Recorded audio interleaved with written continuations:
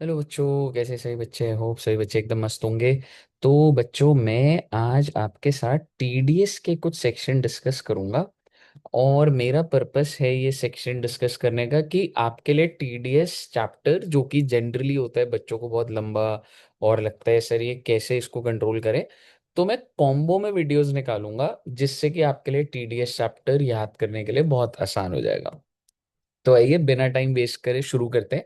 आज हम लोग दो सेक्शंस करेंगे, दैट इज 194 बी, आपकी स्क्रीन पे दिख रहा होगा आपको, एंड 194 डबल बी। सर ये 194 बी किस चीज के लिए है? देखो बच्चे, अगर आपको लॉटरी, क्रॉसवर्ड, पजल्स, गैम्बलिंग्स ये इनकम होती है तो 194 बी लगता है। और अगर हॉर्स रेस की इनकम होती है तो 194 डबल बी लगता है। अब मैं एक बार पहले 194 बी करता हूँ। जैसे कि लॉटरी है तो ध्यान रखिएगा, जैसे केबीसी के अंदर कोई इंसान गया तो उसको पैसे मिले, तो क्या वो पैसा पूरा मिल जाता है? टीडीएस कट जाता है? टीडीएस कट जाता है, उसी से रिलेटेड 194 बी है। तो डिडक्टर कौन है? एनी पर्सन, यानी कि जो भी इंसान पे कर रहा है, कोई भी पर्सन हो सकता है। डिडक्टी यानी कि जिसको पैसे मिल रहे हैं, एनी पर्सन। और टीडीएस कटेगा 30%। कब कटेगा? अगर आपका बच्चे अमाउंट किससे एक्सीड हो गया? 10,000। एक एग्जांपल देता हूं, आप केबीसी में गए, केबीसी में आप 8,000 रुपए जीते, क्या कोई टीडीएस लगेगा? नहीं लगेगा। आप केबीसी में गए, आप 80,000 जीते, क्या टीडीएस लगेगा? लगेगा। कितना परसेंट? 30%। किस अमाउंट का? 80,000 का। ठीक है, ऐसा नहीं है कि 10,000 के ऊपर जो है पूरे 80,000 पे।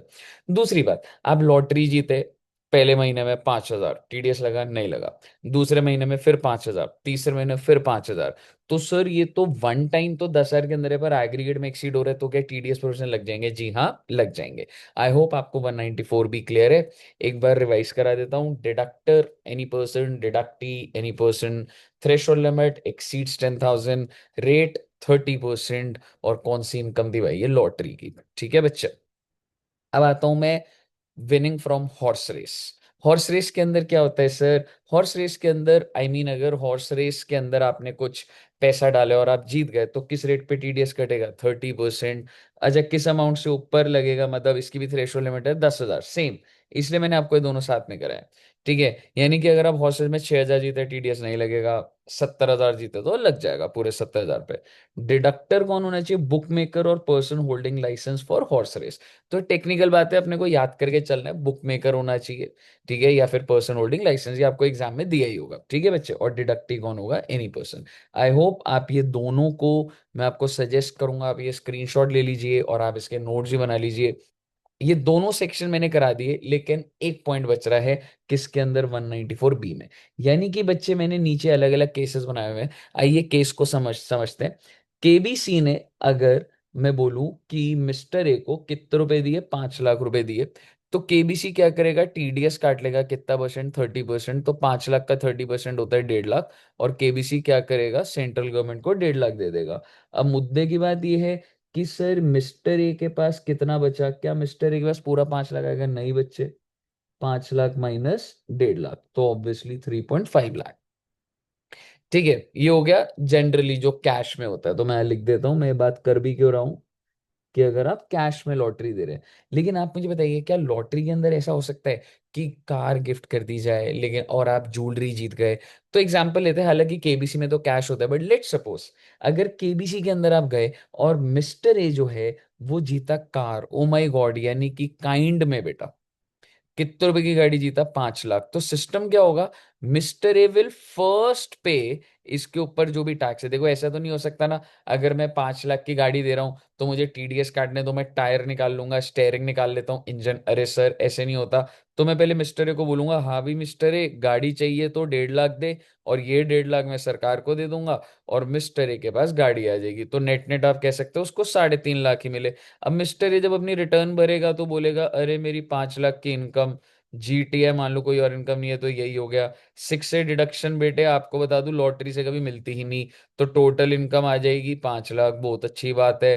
5 लाख पे सीधा 30% लगेगा, स्लैब का कोई चक्कर नहीं लॉटरी पे। उसके ऊपर 4% जुड़ जाएगा। तो जो भी अमाउंट ये आएगा और ये बोलेगा, अरे मेरा 1.5 लाख तो टीडीएस कटा हुआ है, बचा हुआ है, ये पे कर देगा। प्रॉब्लम वहां है, जो थर्ड केस है, कि अगर केबीसी ने गाड़ी दी और उसने पैसे नहीं लिए, तो मिस्टर ए को तो 5 लाख का गिफ्ट मिल गया। अरे सर हाँ, यही तो केस नंबर सी है। तो अब देखिए, केबीसी ने क्या करा, गाड़ी दी 7 लाख की, वाह जी वाह, 7 लाख की गाड़ी, वाह। तो इसको काइंड में कह सकता हूं, हाँ।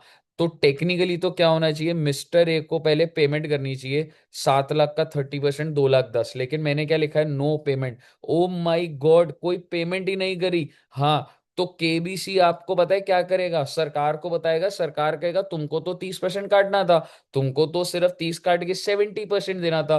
तो मैं तो अभी भी इसको नेट ऑफ टीडीएस मानूंगा। यानी कि सरकार कह रही है, भाई अब ये जो 7 लाख है ना, इसका मतलब पता है क्या निकला, दिस 7 लाख रिप्रेजेंट्स 70%। तो इसका मतलब 100% क्या हुआ, 10 लाख। यानी कि तुमने इसको जो गिफ्ट दिया है वो 10 लाख का दिया है, और तुमने 7 लाख ट्रांसफर करे, लाओ 3 लाख रुपए दो। सर ये तो केबीसी से बहुत बड़ी गलती हो गई, सर ये तो 3 लाख रुपए उसको अपनी जेब से देना पड़ गया। हाँ बेटे हाँ, अगर मिस्टर ये अच्छा इंसान होता, हो सकता है वो ये कहता, ये लो 2 लाख 10 हजार ले लो, लेकिन अगर उसने नहीं दिया तो माना जाता है नेट ऑफ टीडीएस, और आपको 3 लाख रुपए जमा करने पड़ेंगे। अब सवाल ये है, मिस्टर ये जब अपनी रिटर्न भरेगा तो इनकम क्या हो जाएगी उसकी, 10 लाख, बिल्कुल।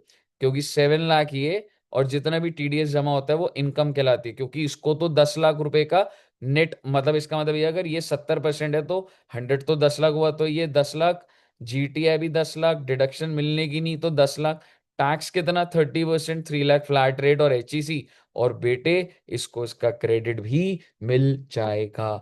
तो अगर मैं समराइज करूं, अगर आप काइंड में कभी लॉटरी दें तो पहले पैसा ले ले, अगर नहीं लिया तो आपने जो काइंड दिया उसको नेट ऑफ टीडीएस दे दिया जाएगा, और डिडक्टिव और बेनिफिट भी मिल जाएगा। आई होप आपको ये दोनों के दोनों सेक्शंस क्लियर हुए। मेरी सजेशन आपको ये है, अभी आप वीडियो देख रहे हैं तो मैं अभी के भी आपको दिखा दूं, आप स्क्रीनशॉट ले लें तो आप खुश रहेंगे बेटा।